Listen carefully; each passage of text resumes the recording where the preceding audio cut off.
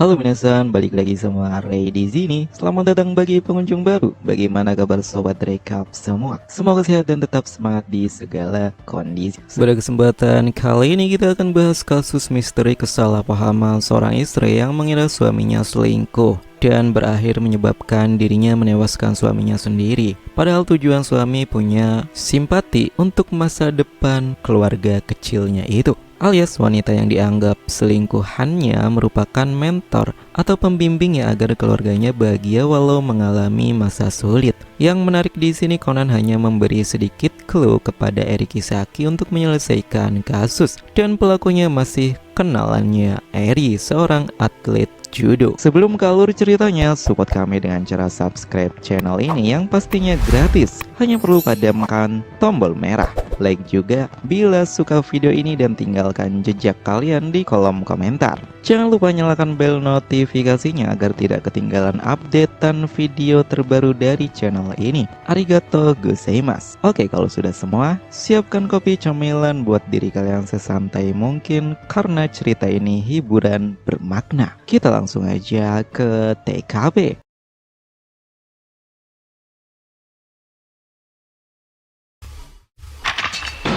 Sinopsis cerita Detektif Conan episode ke-528 sampai 529.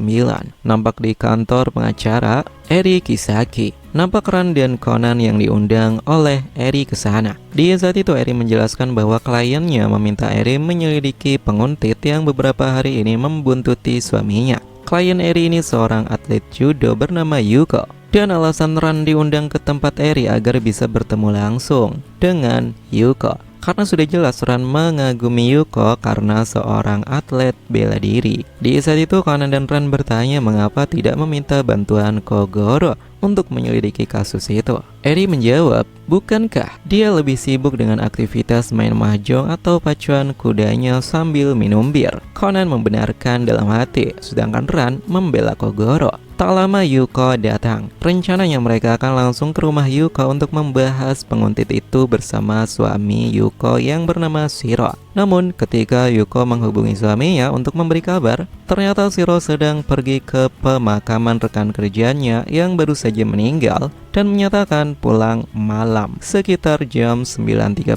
Sudah berada di rumah. Eri juga sempat bicara melalui telepon dengan Shiro dan pada akhirnya mereka membuat janji bertemu usai Shiro pulang. Karena masih banyak waktu luang sekitar 2 jaman, Yuko mengajak makan malam di Grand Hotel yang lokasinya persis di belakang kantor Eri. Yuko menyatakan restoran di sana adalah tempat favoritnya. Mereka pun pergi ke sana dengan berjalan kaki karena hanya perlu berputar gedung saja. Usai makan malam, Yuko bercerita mengenai pengalamannya selama turnamen kejuaraan judo di universitasnya dulu. Dia punya seorang senior bernama Kajimoto, orang yang selalu mendukungnya dulu dan merupakan panutan baginya. Meski begitu, Yuko gagal mendapat medali emas karena dia hanya mencapai runner-up saat turnamen akhir. Usai itu dia berhenti mengikuti turnamen dan mengajar sebagai pelatih judo di sekolah swasta. Nampaknya Ran antusias saat mendengar cerita Yuko. Di sini juga terungkap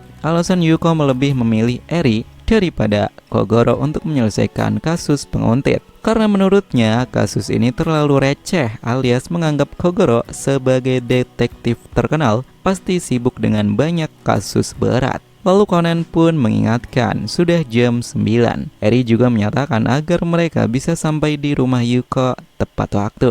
Namun Yuko pergi ke toilet dulu kurang lebih 10 menitan. Usai itu mereka ke parkiran. Di saat naik mobil, Yuko membetulkan posisi kursi sedikit dimajukan, lalu mengubah cermin juga. Hal ini terlihat sepele namun Conan memperhatikannya. Lalu saat di gerbang keluar parkir, Yuko nampaknya kehilangan tiket parkirnya sehingga diminta membayar denda sebagai pengganti. Ringkas cerita, sesampainya di rumah Yuko, Eri, Ran, dan Conan diminta menunggu di ruang tamu. Sedangkan Yuko memanggil suaminya. Di ruang tamu itu mereka melihat berbagai macam trofi kejuaraan yang berhasil diperoleh Yuko dan ada sebuah foto. Di foto itu ada dua pria. Mereka adalah Kajimoto dan Shiro. Lalu ada anak kecil di dekat Kajimoto. Awalnya Ran mengira anak itu putranya Yuko dan Shiro. Detik berikutnya Yuko datang dan menyatakan anak yang bernama Kota itu adalah anak Kajimoto. Lalu Yuko menyatakan tidak menemukan suaminya dimanapun sehingga berusaha menelponnya. Ketika itu Conan mendengar dering ponsel, lalu berlari ke sumber suara di sebuah gudang dekat pintu masuk. Saat dibuka, Conan menemukan Shiro dalam keadaan tergeletak sudah tak bernyawa. Yuko yang menyusul dan melihatnya langsung berteriak. Beberapa menit berlalu, polisi datang ke TKP. Usai dilakukan pemeriksaan oleh tim forensik, polisi menyimpulkan kematian korban sekitar jam 9 malam. Penyebabnya dicekik dengan tali atau sejenis kawat karena terdapat bekas jeratan di leher korban. Ketika itu Conan menyatakan, bukankah dasi juga bisa? Karena paman ini tadi petang menghadiri pemakaman rekan kerjanya. Itu artinya dia memakai pakaian formal dan berdasi. Anehnya, dasi itu tidak dipakai olehnya saat jasad korban ditemukan. Di sisi lain, Inspektur Megure menginterogasi semua orang yang berada di TKP terutama Yuko. Namun Eri bersaksi bahwa Yuko dari petang hingga saat korban ditemukan Conan selalu bersamanya. Pada akhirnya, Eri menjelaskan mengenai penguntit dan aktivitas mereka sampai datang ke rumah itu.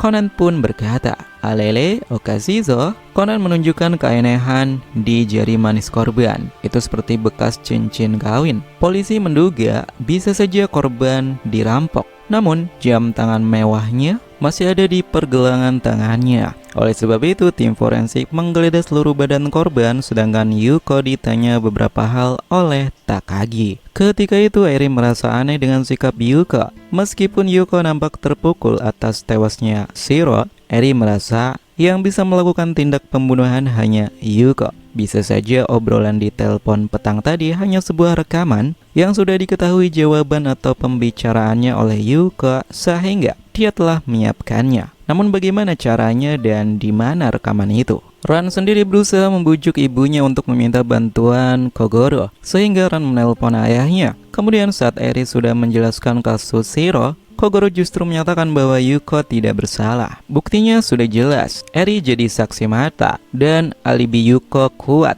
Ketika itu Eri mendengar suara permainan mahjong lalu segera menutupnya. Di sini Eri tahu kalau tadi itu hanya sebuah rekaman saja. Conan pun menyadari kemungkinan lain, yaitu sejak awal Shiro tidak diintai, alias itu hanya cerita buatan saja. Namun setelah polisi berhasil menemukan cincin kawin Shiro ada di kantong celananya, dan ditemukan juga dasi yang masih baru alias tersegel belum dipakai, Conan maupun Eri menyadari trik pelakunya. Lalu Eri menghentikan pemeriksaan terhadap Yuko karena tidak ada hubungannya. Alibinya juga terbukti, sehingga Megure menyuruh Takagi memeriksa area sekitar untuk mencari jejak pelaku saat meninggalkan rumah itu. Di sisi lain, Yuko diminta Eri ke ruang tamu. Di sana Eri meminta Yuko untuk menyerahkan diri agar mendapat keringanan hukuman. Namun Yuko mengelaknya dan menyatakan dirinya tidak mungkin melakukan hal itu terhadap suaminya sendiri. Eri memulai deduksi. Sejak awal yang menguntit Shiro itu Yuko.